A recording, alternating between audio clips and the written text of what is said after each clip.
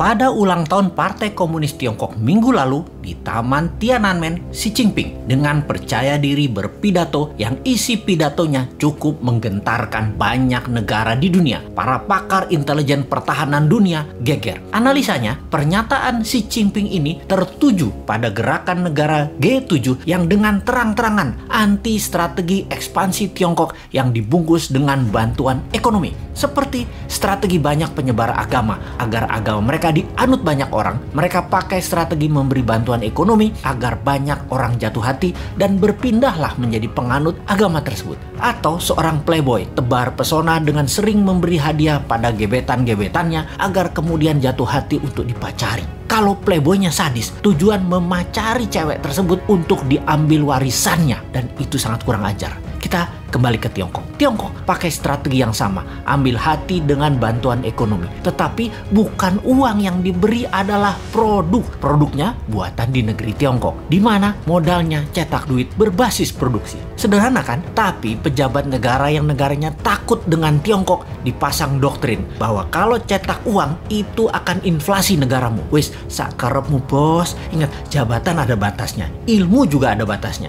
Hanya kebodohan yang ada batasnya. Nanti New Mind pakai strategi sama, memberi. Kalau sekarang kita lanjut dengan G7 yang anti strategi Tiongkok dan akan mempunyai program B3W yang menyediakan anggaran 10 kali anggaran Tiongkok ekspansi ke luar negeri. Kalau New Mind jadi, kita nggak pakai keduanya, kita main sendiri. Wis, pinter kalau urusan dalam negerinya. Ke luar negerinya, kedua pihak G7 dan Tiongkok kita mainkan. Lalu Xi Jinping mengatakan akan melakukan 3 hal. Memenggal kepala negara yang melawan dan membuli dan membuat masalah dengan Tiongkok. Tiongkok akan membangun 100 silo. Silo adalah tempat peluncuran nuklir warhead roket. Kemudian akan mengambil secara utuh kembali, yaitu Taiwan, Macau, dan Hong Kong. Ini agresi militer niatnya. Biden, pemimpin Amerika, gemetar. Dan Biden mengajak Tiongkok, Rusia, dan Amerika untuk membuat pertemuan 3 negara. Di sini, perebutan global power mulai dicanangkan. Ini serius. Kalau Anda nasionalis dan patriotis NKRI garis lurus, kita membahas negara mulai dari sini. Kita menengok sejarah dunia dalam masalah perekonomian dunia. Tiongkok sejak 3000 tahun yang lalu adalah wilayah perdagangan dan produsen terbesar di dunia. Di zaman Bizantium, Konstantinopel, ada Alexandria misalnya. Banyak lagi wilayah yang sudah lengkap bentuk negaranya dan makmur. Semuanya berdagang dengan Tiongkok. Baru dalam 200 tahunan ini, Tiongkok kalah dagang dengan dunia barat karena kemajuan teknologi yang pesat di Eropa dan Amerika. Hingga Amerika kemudian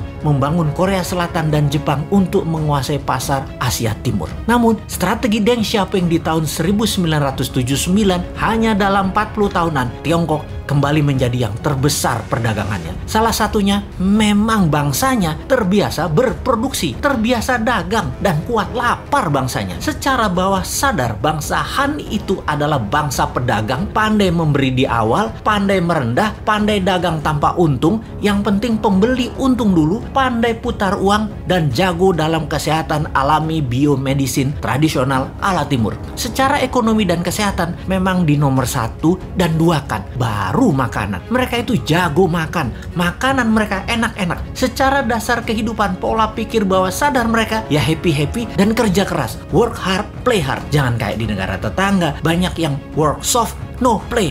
Ai mate dah lu.